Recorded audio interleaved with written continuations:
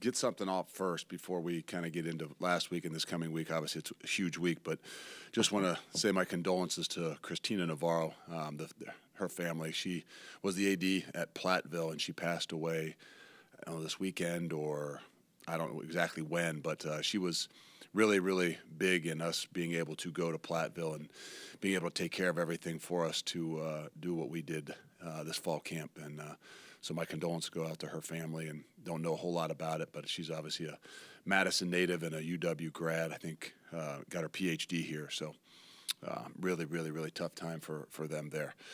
I'm sure for the family as well. So moving forward, I think more than anything, I want to say thank you as well. Saturday did not start off the way that we had envisioned. We talked about that the last time I was in here. And to be honest with you, had we not been the environment that we had on Saturday night, had we not had that student section, the fans, I'm not sure we pull through and play the way we did after that first quarter, to be honest with you. And I know there's some things that happen and some sparks, and that's what you got to have. But when your kind of back's against the wall, you need every little bit of things that you can get. And that environment, that atmosphere was really, really, really special. So sometimes you complain about playing late at night because you sit around all day and you're like, oh, man, we waste the entire day. But there's a reason why you sit around and play those games later at night. And I thought that was a huge advantage for us, our team, our guys, and where we were and what it is that we needed. So thank you to everybody, obviously, that came out, especially to the students and things. It was a much-needed boost for us, especially the way we started that game. But with that being said, we got to move forward, and we celebrated. We enjoyed. There was a lot of things on Saturday night, but most importantly, that when we walked back in here on Sunday, we knew what it was about. It's about rivalry week. It's about getting the axe and making sure we understand and respect everything about this game and this rivalry, so that we're the most prepared team. And I think that's what it really, really comes down to. Everybody wants to play on Saturday. Everybody will be fired up. Everybody will be gung-ho. I mean, it's a rivalry game. It's going to be huge. But what do you really like on Sunday, later on Sunday? What do you like on Monday? What do you like on Tuesday and Wednesday? And in the midst of all the other things with the Thanksgiving week, can you handle all those things and still make sure that you're the most prepared team? And that's the challenge that we got in front of us. Look, I know Tanner's obviously missed some games with that injury, but overall this season, what do you think has been his most important contribution just in general to the team, what you've gotten so far? His passion and leadership. And I mean, we could say a lot of things about him, but, his ability to, not be a renter, right? I mean, a lot of guys would probably question a guy that walks in the door here that's got 1 year, and how do they handle all the situations, right? If everything goes well and everything goes perfect, it's not that difficult. But, when things don't go exactly as anyone planned, you really kind of test the culture of your program, really test the drive and the things like that. And I would say more than anything, his commitment to everything that he said he wanted to do, the guys in that locker room, is one that I'm not sure that that anybody else has. Not saying here, but I just mean in the situation that it is incredibly impressive to see, his mental, his focus, his leadership throughout all the things he's had to do this season. Luke, when you have a rivalry, as storied as the Axe game, I'm just curious what it's like when you're meshing a completely new staff and a bunch of new players with a program that a lot of these guys have already been here before. Just what's the approach like? Well, the good news is a bunch of guys that I've been with and coached with, and they truly have the same belief as me, the respect of rivalries in general, no matter where it is that you are and go. And in order to do that, you got to study, you got to do a little history on it. So a lot of people I know that this is their first opportunity at this rivalry, respect incredibly, just because of who they are and where they've been, and we've been through it before, regardless of what the rivalry was and where you were at. And then obviously the guys that have been here for so long, they are the ones that lead us. We always talk about the seniors. In this past week, we talked so much about the seniors being the guys in the forefront and the example of everything. Well, the guys in this locker room that have been in this rivalry understand it. We ask them to be the ones that are in the forefront of it. Whether they've been here for 6 years, whether they've been here for 2 years, make sure that they are the example of what this thing really means. just to follow up on that, in the past, and coaches obviously are different, but past coaches have had guys step up in front of the room and talk about the rivalry and what it has meant to them or what it means to them, give a little bit of a history lesson. And how do you approach that? We did that in the summer. We did that in fall camp.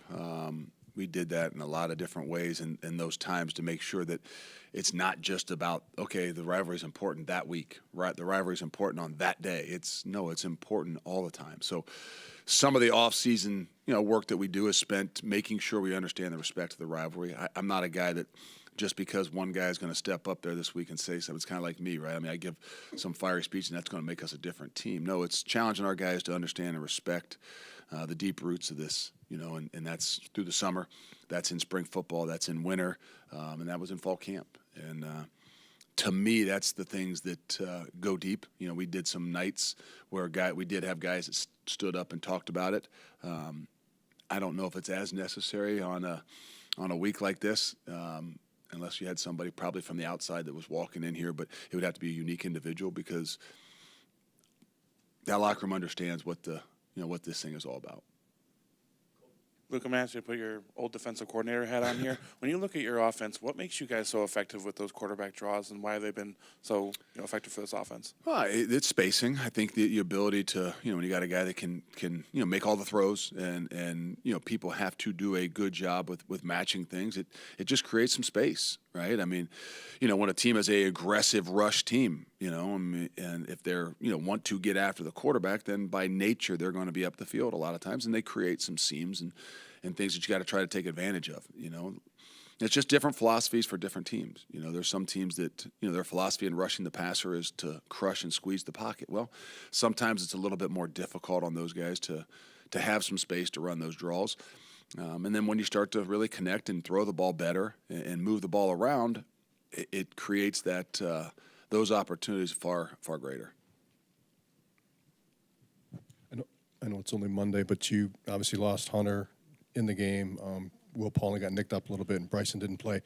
Any of those guys do anything yesterday? Do you have any clue at this point about what? They all did stuff yesterday. I don't know if they did stuff on the field or if they practiced much. No, there's a lot of unknowns. There's a lot of unknowns for us, and so we're going to have to move forward. Obviously, it's anybody that has the opportunity to play will play in this game. I mean, it's the rivalry, it's the game, and they all understand that and they all know that. So they are working and working and working to put themselves in a position to not just to play, but to be able to perform. And so there's a lot of those that we don't know right now, and we'll have to figure out as we move forward this week.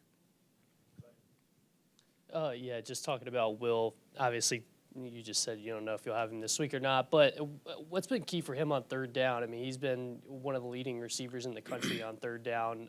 What makes him so special in that position that he's been able to be so successful?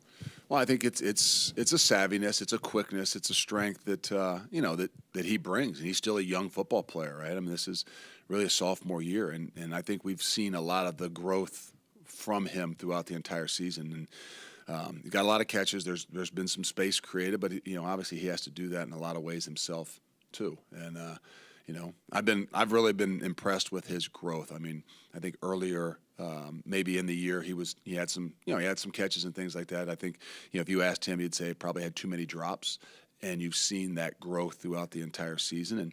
And last Saturday night I think was probably one of his best. I mean, if he touched the ball, he caught the thing. I think he had the one deep one that would have been an amazing catch. But I think there's a confidence level that he has in himself. There's a confidence level that that Tanner has in him, and the offense has in him.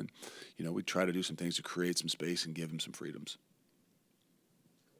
Look, I know in the last few weeks Braylon really hasn't taken any practice reps. Do you think this week, after what he did Saturday, he'll be able to get on the practice field a little bit more, or how do you kind of balance that, knowing like you want him for Saturday rather than Tuesday, Wednesday? No, guys got to practice it. And so it's a difficult balance. We'll have to see. I to be honest with you, I went in the game not expecting to see Braylon Allen, and if he was going to have an opportunity to be in there, it was kind of him going to have to be pushing himself and pushing us to get him in there because the limited time he had this past week. So he did that. In the first quarter of the game, after the first series or two. That's not the way we want to go about waiting to see if, we have an opportunity in the second series or third series that he'd be able to go. But, there's a lot of those things that we're going to have to figure out as we move forward. Like I said, everybody hurts, right? It's the last week of the season. Everybody hurts, but everybody wants to play in the rivalry game. And so we got to figure out, what gives us the best opportunities to put those guys out there, because it doesn't do us any good to put a guy out there that can't really do it, whether it's protect himself or help us have a chance to win. And, unfortunately, as you get to the end of the season, you got to make some decisions, and sometimes you don't always get to see it on Tuesday and Wednesday. Getting back to the quarterback draws, you mentioned space, but is a factor also that the quarterback himself has to have a good feel for where to go and to see the openings? Well, there's a courage factor in that as well, right? I mean, yes, they got to have, the ability and things like that, and they got to create space, but there's got to be a courage. Everybody thinks, well, if a guy can run really well, then he must, he's a great quarterback run guy. Like, no, that's not the case, right? It helps, you got to be able to move. You got to have some athleticism, but there's a courage that you have to have as a quarterback in particular to run the football, especially when it's run up inside. And so I think that gives him, gives it, for us in particular, Tanner, some of those opportunities, because, early in the year we had to talk to him incredibly much, a lot about, let's slide, don't push it, let's take, be smart about what it is we're doing. And now in the opportunity that this is a little bit more of who he wants to be and who he, deep down inside really is. But everything else around it has created that as well, right? And I think your ability to throw the ball better, your ability to catch the ball and create space, they all it's that balance that they all work together with. So, Luke, with just Minnesota's offense as a whole, obviously a little bit more run heavy, and they've had their best back out for a few weeks, but just what stands out with that offense, and possibly even having a mobile quarterback to defend again? Yeah, no, I think that, I don't think that they would say they're probably exactly where they expected to be. But I do think that offensively they've got weapons. I think that, they've maybe been a little bit more run heavy, but the reality is I think some of their, the best things that they do are able to move the ball around. I mean, they got a receiver core that I think is dangerous and that can make some plays. So whether they have kind of focused and been a little bit heavier in the run game, especially last week, I think that might have been a little bit of product of the game and what they needed to do to try to be successful. But I think the thing that when I look at Minnesota offensively in particular, I think the balance that they have and the ability, the quarterback's a good athlete, the quarterback can make every throw. They are committed to the run game, but are pretty dynamic in the throwing game. So that balance is what, is what, ask me what leaves you up at night. That's the balance that keeps me up at night.